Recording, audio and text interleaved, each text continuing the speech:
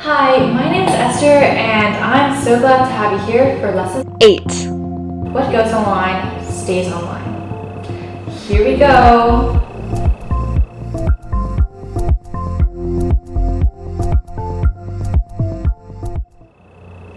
You may or may not have heard of the term digital footprint before. A digital footprint is defined as the information about a particular person that exists on the internet as a result of their online activity. Basically, your digital footprint consists of your history, the emails and texts you send, information you submit online, websites you visit, videos you watch, apps you open, stuff you post on social media, and anything else that you do on your devices. There are two main types of digital footprints: passive digital footprints and active digital footprints. Let's take a deeper dive into what differentiates the two, as well as what makes them similar.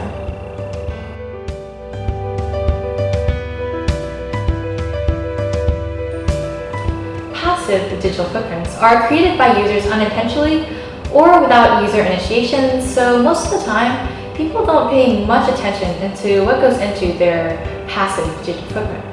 But that's not to say it's not important.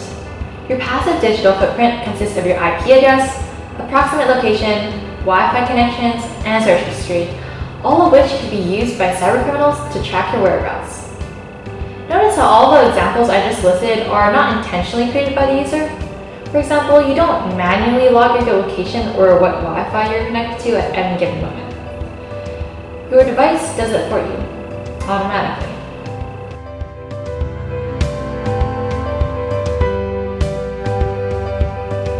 On the other hand, active digital footprints are created by the users themselves. We actively expand on it and add to it. Your active digital footprint can consist of information that you purposely post online, such as blogs, social media posts, photos, and videos. Those are all examples that usually come to mind. But your active footprint can also include sent emails and texts, forms you submitted, passwords you've entered, and orders you placed online. Although passive and active digital footprints are created in two different ways, they're both very similar in the fact that they leave trails of data that can never truly be deleted. So why all this fuss about digital footprints? They're not that big of a deal, right? Unfortunately, they are, since, as I mentioned before, they last almost indefinitely. Unlike footprints made in the sand, digital footprints will never be washed away by the tide. Even if you think you've cleared your history, deleted a post, or what have you, anybody with the right tools could go in and access it like that. Okay, maybe not that quickly, but you get the point. Because your digital footprint lasts forever, sending, uploading, or posting something online is basically equivalent to publishing it on the internet forever. A little unnerving, right? Well, it should be, which is why you should always be extremely careful of the choices you make online. Digital etiquette is primarily a mix of real-life etiquette and common sense.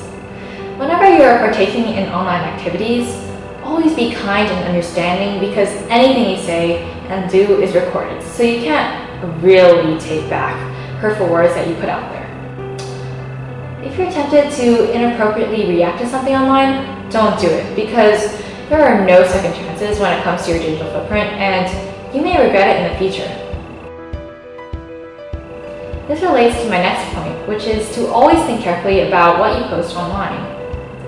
Think about your answers to the following questions before posting or sending anything.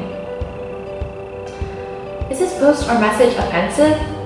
Will the implications cause problems for me or others? Who can see this post or message? For public posts, ask yourself, would I be okay with the whole world seeing this?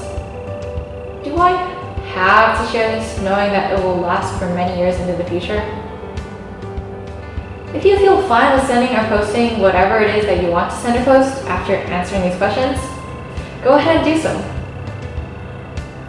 When posting photos or information about other people, be sure to use the golden rule and post it only if you would be okay with them posting a similar thing about you. Better yet, ask them for their permission. This will not only show them that you care about their privacy, but will also prevent miscommunication and future arguments. Lastly, make sure that there isn't any discrete data included in your posts, such as your location.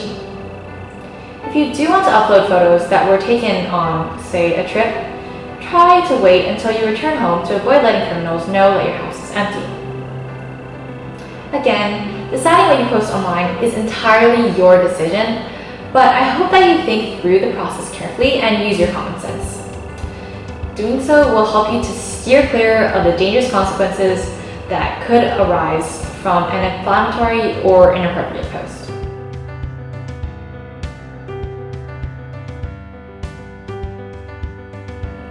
Today, I would like you to run a quick search for yourself on the web as if you're someone who wanted to know all they could about you. First, type your first and last name into the search bar of your browser. Then add the city you live in quotes after your last name. For example, quote, New York, unquote. The quotes are there to make sure that all the search results that come up include the text inside the quotes. In the case of New York, all the results will have New York somewhere inside them. Once you have your first name and your last name and your general location, press enter. Browse the search results that come up and see what information you can gather. If you want to, try searching yourself on other browsers as well. Okay guys, that's it for today, except for the short quiz that you can access through that link or through our website. I hope you enjoyed this video